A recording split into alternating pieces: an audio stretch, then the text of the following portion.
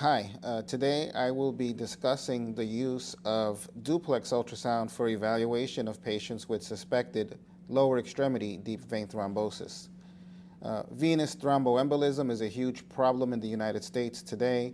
There are approximately 2 million cases of deep vein thrombosis reported each year. The post-thrombotic syndrome, of course, is a long-term complication of deep vein thrombosis, with approximately 800,000 cases of post-thrombotic syndrome reported each year. Pulmonary embolus is noted to occur in about 600,000 patients every year, with about 60,000 deaths related to pulmonary embolus. It is thought that at least one of the three of Virchow's triad is associated with each and every incidence of deep vein thrombosis.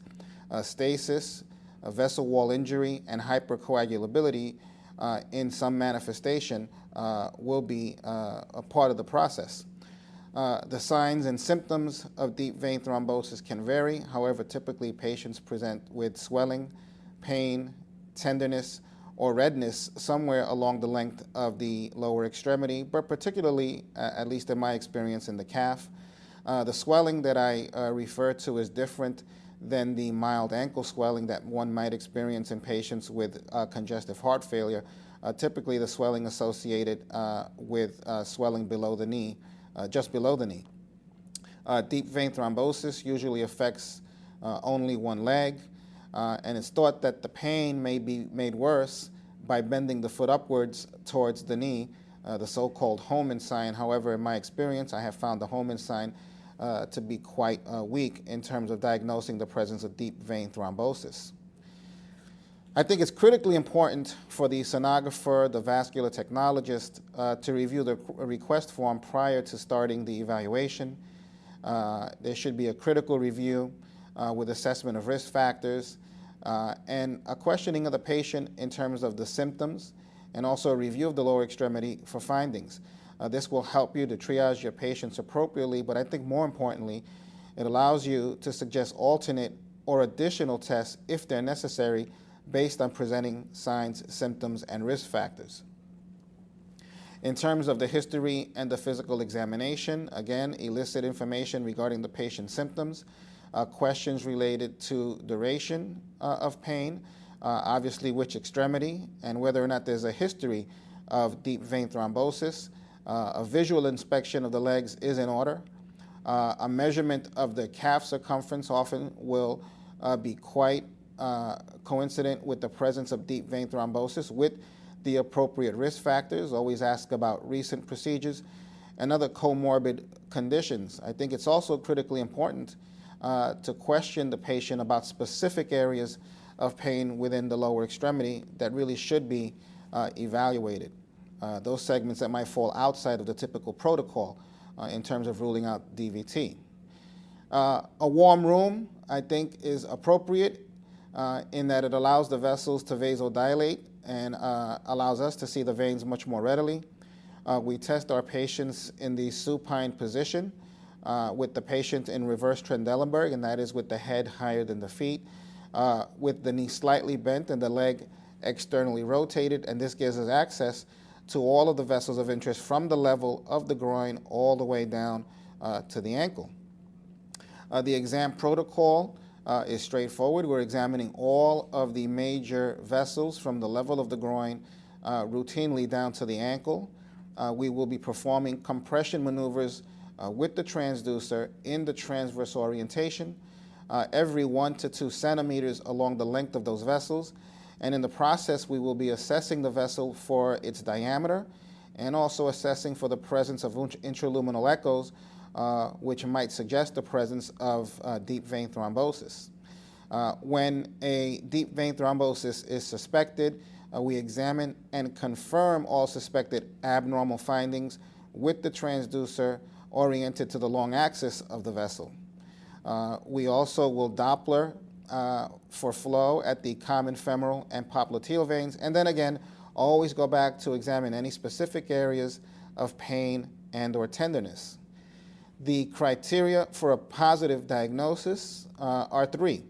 First, incompressibility of a venous segment, visualization of thrombus within the lumen of the vessel that's being evaluated. as well as the inability to elicit flow either by color or by spectral Doppler.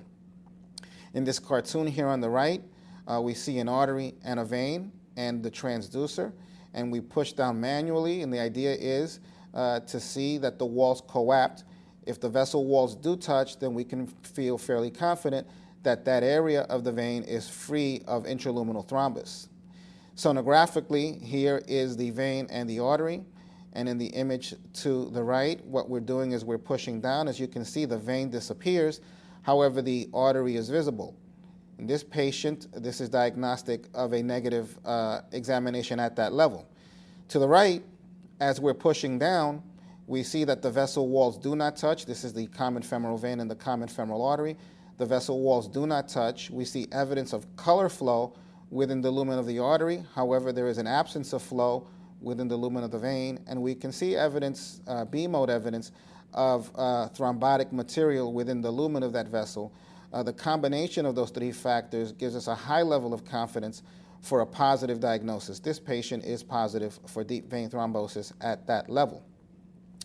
In general, I do not use color flow for the lower extremity vein examination. And in this quick case study, we have a 23-year-old female who's postpartum 5 days, who presents with some severe shortness of breath.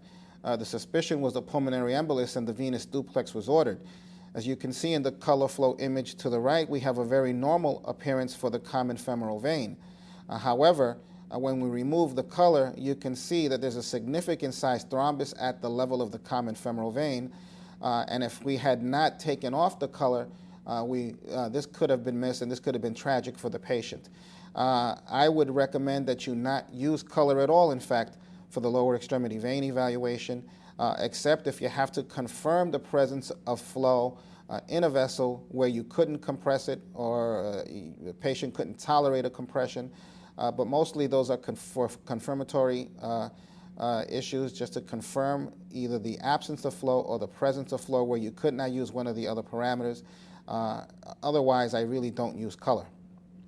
Also, I compress only in the transverse orientation and do most of my evaluation in the transverse orientation. Here we have a very nice image of a duplicated popliteal vein with a normal, again, color flow appearance.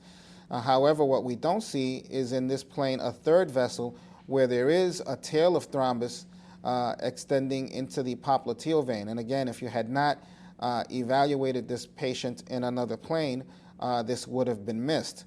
However, if you were evaluating this patient transversely, which is what our protocol calls for, it's almost impossible to miss the presence of a thrombus. As you can see here, we have posterior tibial artery and multiple veins, none of which would be missed if they were thrombosed. Here, perineal artery with accompanying veins. Here is a popliteal artery and vein. In this case, there is no duplication, but you can see multiple small collateral vessels in the area of the popliteal vein. The transverse orientation allows us to visualize and detect the presence of thrombus regardless of the plane that we're looking in. How we practice in terms of the venous ultrasound evaluation in our facility is that we break down the leg into zones of evaluation. The first zone being the examination of the external iliac and common femoral veins. Distal to that, we look at the femoral, deep femoral origin, great saphenous and popliteal veins, and that's zone 2. And then zone 3 would be evaluation of the tibial veins in the leg. To start the examination in zone 1, what we do is we place the transducer at the level of the groin and identify the saphenofemoral junction. You can see that in the image on the bottom here. Here is the common femoral vein. This is the superficial femoral artery and the deep femoral artery, and here you see the great saphenous vein. Once this image has been identified, we can then take the transducer and move it proximally to the level of the inguinal ligament, where you will identify the distal external iliac vein as it dives deeply into the pelvis. At this point, I would begin my compression maneuvers while slowly moving the transducer to the bifurcation of the common femoral vein. Once I've completed evaluation of the common femoral vein in terms of its my ability to compress the vessels, I would then turn the transducer to the long axis to assess the common femoral vein for flow dynamics. And this is a part of the examination that should be done bilaterally. And what I would do is evaluate the ipsilateral side for flow dynamics, and then immediately go over to the contralateral side to evaluate it as well, not leaving any significant amount of time in between evaluation of the flow dynamics to give the patient an opportunity to change positions or change other parameters that might affect the flow dynamics, and comparison of one side to the other. Now, flow in the lower extremity is characterized primarily at the level of the common femoral vein according to its phasicity. Flow at the level of the common femoral vein should wax and wane with respiration. With deep breaths, the flow should cease, and with resuming of normal breathing, the flow should resume. Flow at the level of the common femoral vein should also be spontaneous, and that is that you should not have to perform any provocative maneuvers to elicit flow at that level. If you're having to do that, especially when it's a unilateral issue, you need to be clued into the potential for an issue. Augmentation is something that we look for occasionally. An augmentation is an increase in flow with distal compression that can sometimes be helpful if there are segments in between where you're compressing and where your transducer is that are not visualized for whatever reason, whether it be overlying dressings or perhaps you can't compress it because the patient can't tolerate a compression. You can sometimes document patency by doing an augmentation maneuver. And then we always have the patient Valsalva, and again with the Valsalva maneuver the flow should cease, and again with normal breathing the flow should resume. In lieu of doing a Valsalva, if your patient cannot perform the Valsalva maneuver, you can always do a proximal manual compression at the level of the belly and then observe what's happening at the level of the common femoral vein. Here we're seeing a normal phasic venous flow pattern at the level of the femoral vein. Here you can see normal flow moving toward the transducer in this image, and then with a deep breath the flow ceases, and then there's a transient reversal of flow, and then again with normal breathing the flow resumes on up to the heart. This is a normal response to a Valsalva maneuver. Keep in mind in terms of your Doppler examination that it can be affected by the patient's position, and this is the reason why we do one side and then immediately go over to the contralateral side to do our comparison.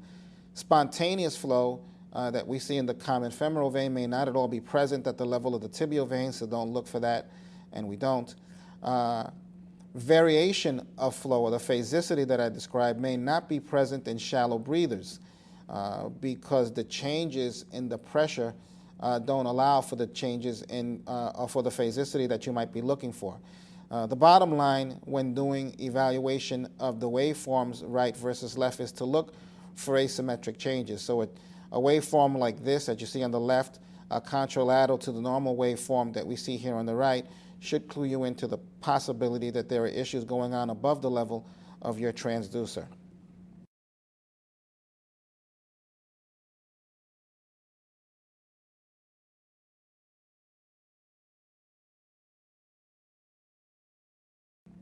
Once we've completed the evaluation of the common femoral vein, we then would move into zone 2, which calls for evaluation of the great saphenous vein in the proximal thigh, the origin of the deep femoral vein, and the femoral vein itself in the thigh to the level of the adductor canal. One of the things to be aware of is that the femoral vein may be difficult to compress because of overlying bony structures, and as well as because of the depth of that vessel as it starts to dive deeply in the distal thigh. One of the things that you can do to help is keeping in mind that because the vessel is taking a deep dive here, the orientation of the transducer is no longer perpendicular to the course of the vessel. So taking that transducer and pointing it cephalad so you can have a good perpendicular incidence will allow for a better compression. The other thing you can do is you can use some hand pressure from the posterior distal thigh while pointing that transducer cephalad, and it'll make the compression much easier for you and for your patient. The great saphenous vein itself is evaluated for about the first 10 centimeters beyond the saphenofemoral junction, and then distally is needed. One of the things we know about the great saphenous vein is that when it does become thrombosed, the patients tend to be very symptomatic. We will routinely look at the great saphenous vein at its origin. You don't want to miss a thrombus like you see here in this image, because of the proximity to the deep system. If this propagates into the deep system, this can result in a significant pulmonary embolus. However, superficial thrombophlebitis really is an inflammatory condition which presents with local tenderness, usually lots of pain, and a palpable venous cord. In the absence of those symptoms, we will not look at the distal great saphenous vein because there is a low yield for positive findings without symptoms. We will routinely, however, look at the origin of the deep femoral vein, and this is a vessel that is sometimes ignored and really shouldn't be because although it's not common, you can get patients who present with thrombus at the orifice of the deep femoral vein proximally, and again, because of the proximity to the common femoral vein, an embolus from this area can result in a significant pulmonary embolus, so you really don't want to miss that. Always take a look at the origin of the deep femoral vein.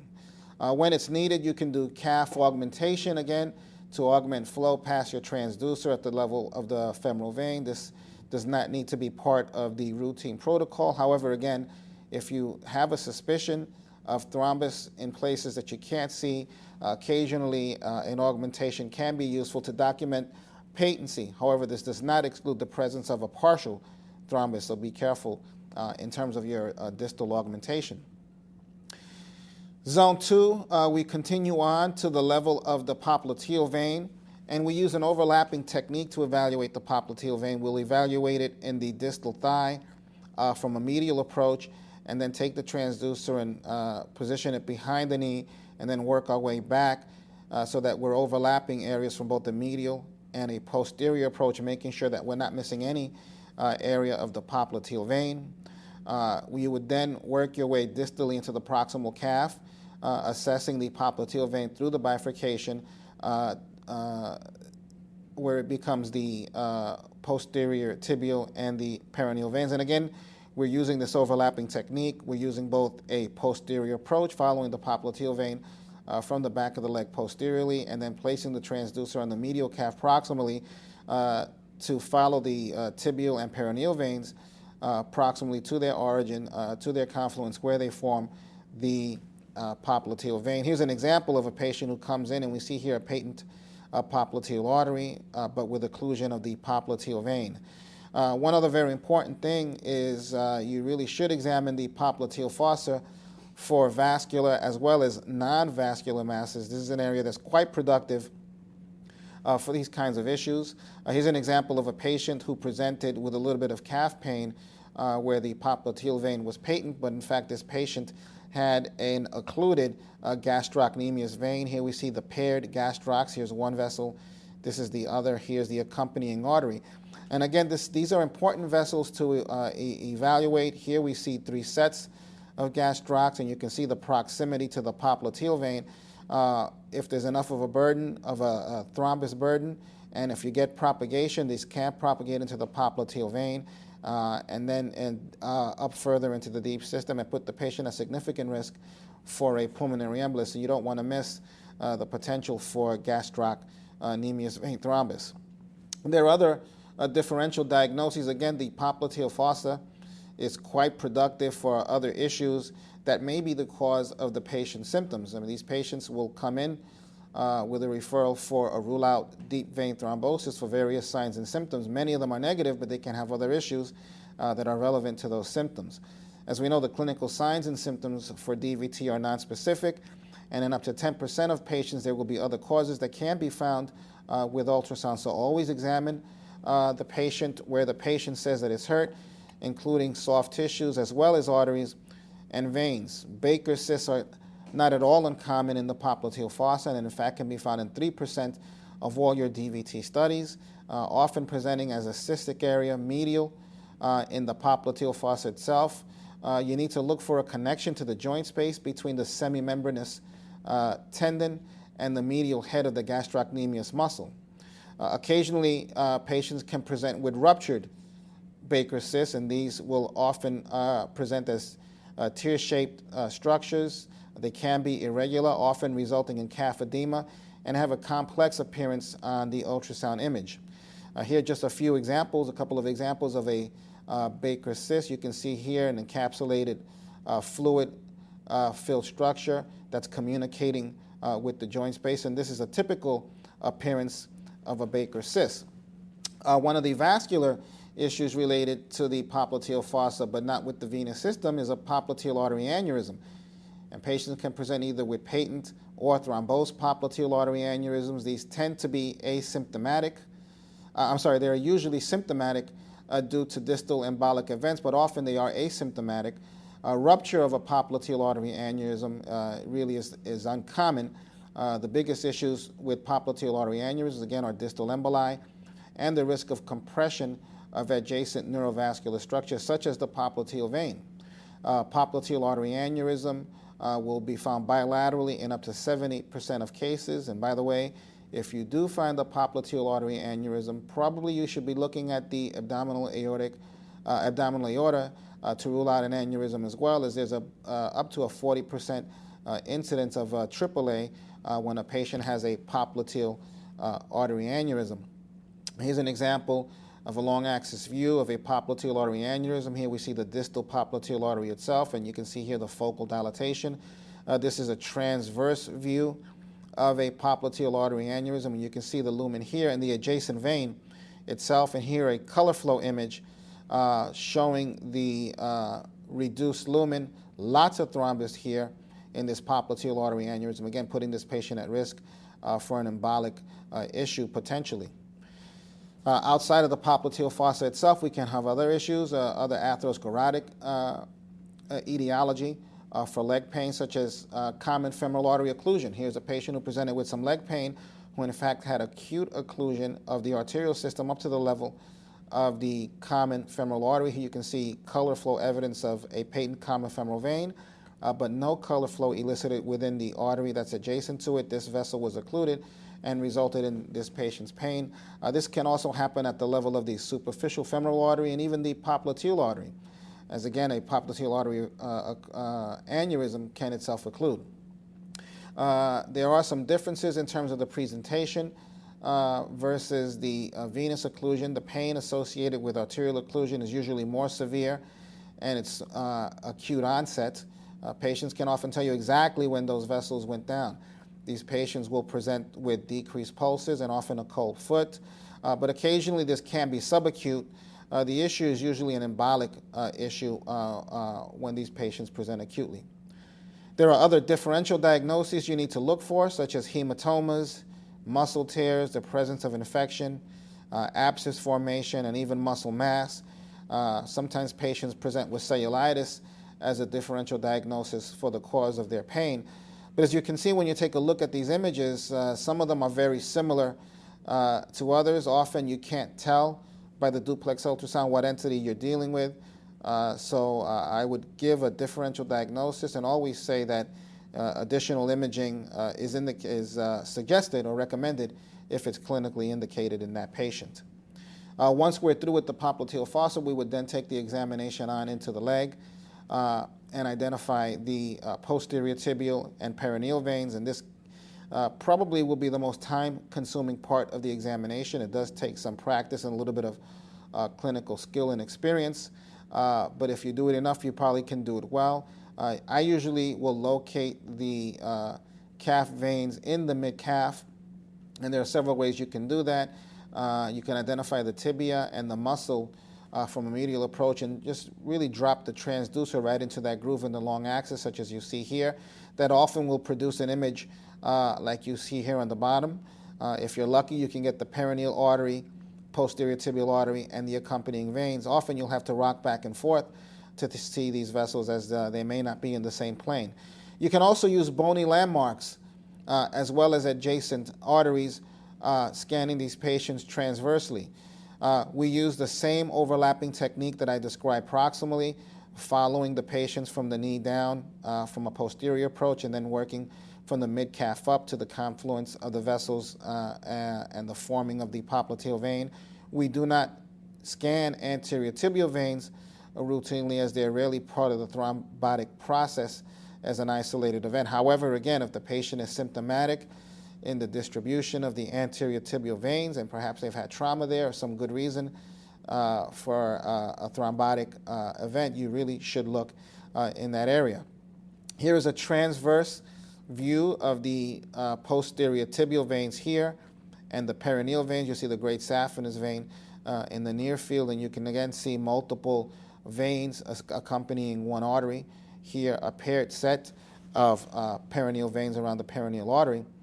If you look at this cross-sectional image, and keeping in mind that when we scan from a medial approach, usually when we're in the calf. Here is your line of sight. These are the posterior tibial veins and the artery. These are the perineal veins and the artery. Here are the bony landmarks. Here's the tibia. This is the fibula. This is what you would see from this projection. You can get an idea here of the tibia. Here is the fibula in this image. Here we identify the posterior tibial artery and its accompanying veins, the perineal artery and its accompanying veins. So again, you can use the bony structures to identify the vessels of interest in the leg. For more information regarding the use of duplex ultrasound for the evaluation of deep vein thrombosis, I would refer you to the SVU website. That's svunet.org, where you can find SVU's professional performance guidelines and position papers relevant to the evaluation of lower extremity deep vein thrombosis using duplex ultrasound. Thank you very much, and happy scanning.